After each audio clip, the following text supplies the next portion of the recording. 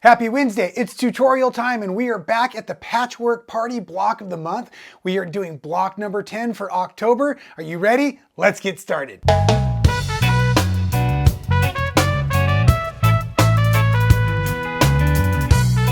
Okay, this is it, party people, patchworkers out there. I am Rob Appell, your host here at Making It Fun. So glad to see you're all back. If it's your first time to a block of the month video, welcome, welcome, welcome. We are doing the patchwork party, or excuse me, the patch party from Leila Gardunia. It's a 12-month block of the month, although you can get kits and or the entire pattern off of her website at the local quilt shops of your choice, of course. And so you could have been following along this whole time, or you could just be joining us today. Either way, again, welcome, welcome, welcome. As you can see on the wall, we have a very basic block to construct, just a very few steps. We are on block 10. Now block 11 is going to be the big center, so we're probably resting up this month to get ready for the next month, which will be awesome as well. So I'm going to walk you through the steps. It is going to be super, super simple. As just a reminder, the beautiful quilt you see behind me here is constructed with all of the Michael Miller fabrics, our cotton couture, which is our high density solid, and a matching color of the Fairy Frost, which is a long time blender that we've used, or a basic that we used. And you can even see today, I've just got a small square, but you can see some of our Fairy Frost colors have a little extra glitz or a little extra sparkly glitter on top, which is awesome. So our lime green we're using today has that sparkle, and we have our solid green to match our cotton couture. So the supplies are super easy, and the supply list and all the cutting instructions come with the pattern. So you do need to purchase the pattern so that you can get all the mathematics correctly. I'm just offering some video support for what Lila's done with her pattern out there. So like I said, please frequent a local quilt shop, give them some support in the form of a $1 donation, and help them out a little bit out there, because that's why we do all of this here at Making It Fun. The breakdown on the project really looks like half square triangles, but we're going to do them in the larger format. So we're going to put the whole square together actually like this first. We're going to put 4 of those together, and for today's pattern, today's block, we're going to make 2. So the one you see on the wall, and I'll finish with my second one while we're working on it together. I wanted to have a little example here, so I did. I pre-made one of the center blocks, so this is the way they're all going to look. So let's just go ahead and keep this up here as a reference. And before we move it though, let me point out, we're going to make combinations here using our pre-cut triangles with a dark green and the background fabric, and a dark green and our print fabric if you're using the terms in the instructions. So one of the things I like to do when I'm doing this, these are color specific, orientation specific. So you can see, by the way, I'm following my pattern. I've got my triangle samples laid out just as we're going to need to make them. So what I'm going to do is I'm going to leave these right here so it's easy enough to follow. And we're going to go ahead and start preparing our pieces as we get ready to stitch these together. So what I like to do is do them in banks of color. And what I'm doing now is I'm laying my triangles. My darks are going to always be on this right-hand side of my body. And then I'm going to take one of each for each of the sections. And what this is we're putting our straight edges, right? From these were at one point a square that was cut diagonally. So you're using your straight edge, not your diagonal edge, for your first seam. So these are going to go together just like this. Let's go ahead and prepare our next set as well. Tips down, once again, dark on the right hand side of both blocks, and you're marrying a dark to a background and a dark to a print.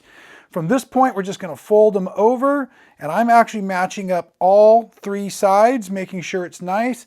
And I'm going to head over to the sewing machine, and we're just doing quilting today. So that's right, 1/4 inch seam allowance as always. And because we've pre-organized our fabrics the way we have, we really can chain piece these. And if you're new to quilting, that's a term that means we're going to go ahead and put a bunch of these together now quickly. It saves thread, it saves time. As long as you stay organized, it generally doesn't end up in a negative result.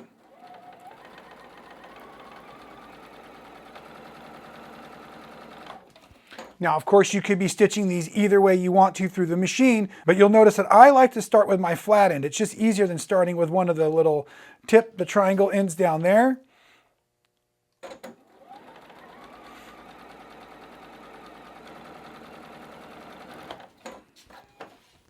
And now I'm just going to use the little thread cutter on my sewing machine itself to separate out these blocks. Of course, you would have had twice as many to do, but you can see that I got a little bit of a head start, and we'll get to putting those together in just a moment. Now, as I get over to the iron, what I want to do for each block is I want to press into the dark green. The easy thing to remember is you have that same color on both the printed green fairy frost and the white background.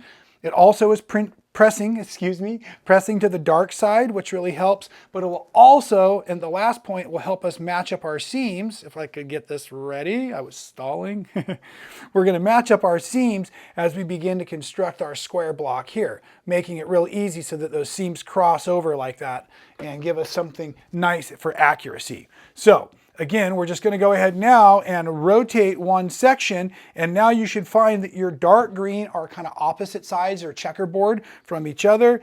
Flip that over, and this is what I was trying to point out. You can see that seam now does what we call nesting, or kind of going in opposite directions. I'm lining up all of my outside edges, and now we're going to sew across. So we're starting on a tip this time, but that's okay. We're just going to lower our presser foot.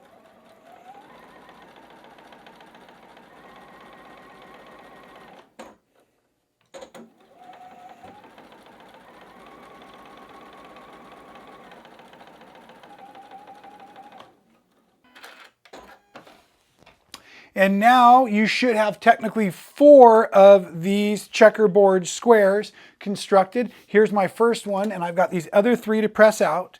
Now as I'm running my iron, I'm pushing the seam over into the side of the square that has the 2 dark greens so that it'll again be opposite of the light color and will also be the same as we work our way around the center square as we put all 4 of these back together. Just need to press this last one real quick, and I'll show you how to do that.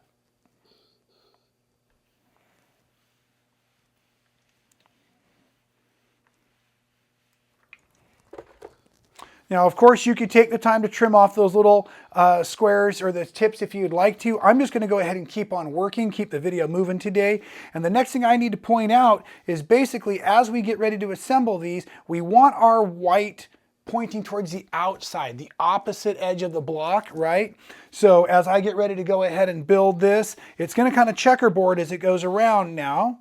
So now I'm going with the dark to the light green, the dark to the light green, but you can see the white is still facing on the outside all the way around. So when I rotate this, you should also now have a white edge on each of the 4 sides of your square. So from here, it's going to be super simple. You're just going to take 2 by 2 and stitch them together, letting now those triangle edges match up for accuracy there.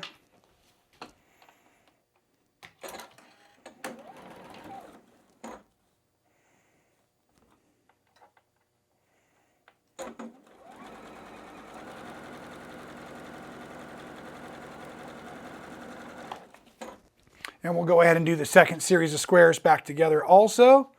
So we're now forming basically 2 rows for our center.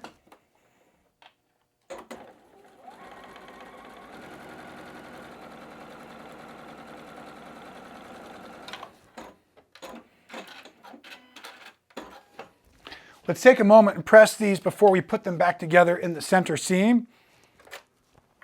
At this point, I'm just going to press towards the darker side, again, away from the white square. Remembering the white goes in the center. Excuse me, the white goes around the outside. That goes in the center. That's what I was trying to say. So we'll do the same on this side.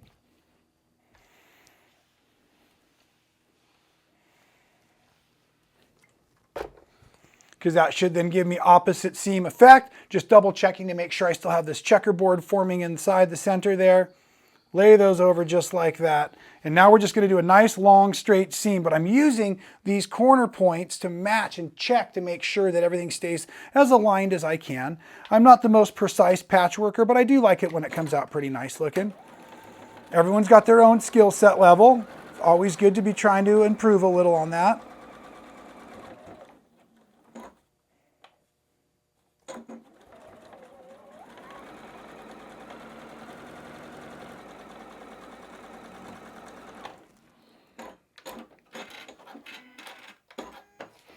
And now, due to the bulk, before I even press it open, I'm going to carefully cut out those parts that were in the center there just to make life a little bit easier. And now again, pressing just to one side.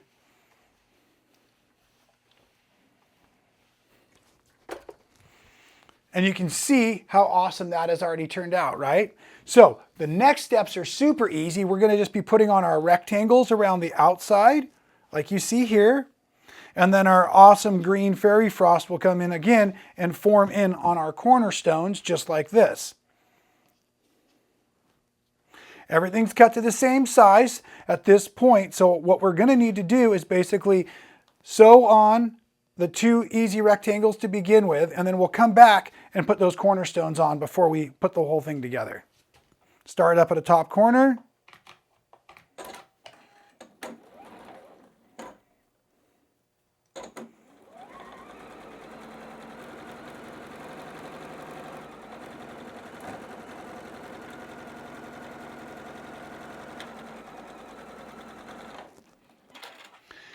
Now for this part, it will be a lot easier to press into our white fabric because there's no seam in the white fabric. So I am going to do that now.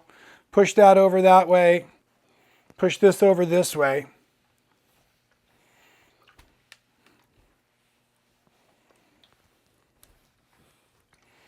And then before we go any further, let's go ahead and put these cornerstones on very quickly. You can do that chain piecing style as well. Just making sure everything lines up. Don't get going so fast that it gets sloppy.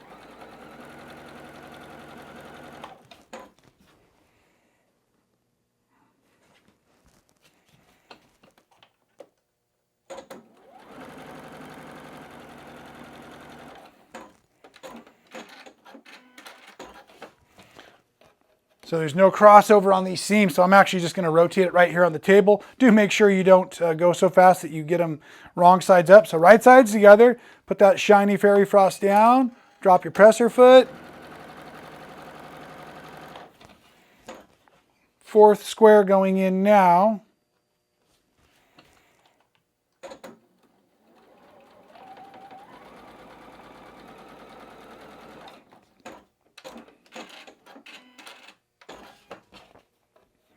And because we pressed into the white before, we're actually going to press into the white again, which will actually make it so that everything lines up and we can use that nesting trick like I was showing you with the triangles earlier.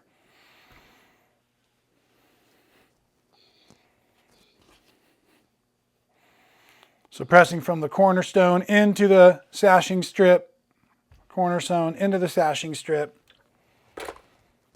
Take them, line them up right sides together. And we're going to go ahead and start up here on this top corner, making sure that I'm paying attention to where these seams line up here for starters. Then I kind of organize everything else as the machine's in motion.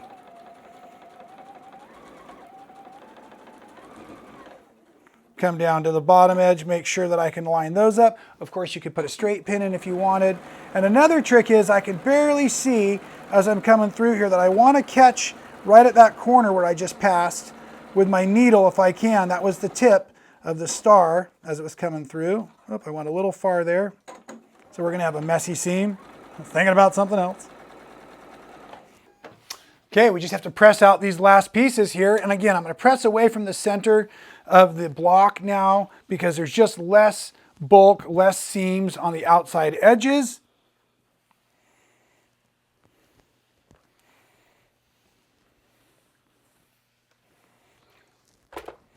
And there it is. I'll lay it nice and flat so you can see it there. Turned out awesome if I say so myself. Let's put it on the design wall next to the other one. So we're going to do, like I said, 2 of these blocks for this particular quilt behind me, and all of the cutting instructions in the pattern give you everything you need for both pieces. You don't need to duplicate it. It's not a cookie recipe gone wrong.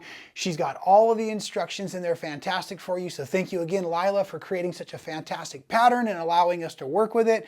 We've had a blast here. Can you believe that was it for the small blocks, ladies and gentlemen? We are now moving on. Next month, we're going to tackle the big center, put it all together. It has just been super exciting, super fun. fun. Of course, make sure you are out there supporting your local quilt shops. Go on in, ask for the Michael Miller Cotton Couture, the Michael Miller Fairy Frost, and any of the other great basics like you normally see here at Making It Fun. And as a matter of fact, what I would like to know from all of you, because I know you like to put info in the comments, what do you think so far of Leila's Patch Party Block of the Month, and what would you like to see next year? Would you like to see another Block of the Month? I certainly hope you say yes. We'll see you next time at Making It Fun.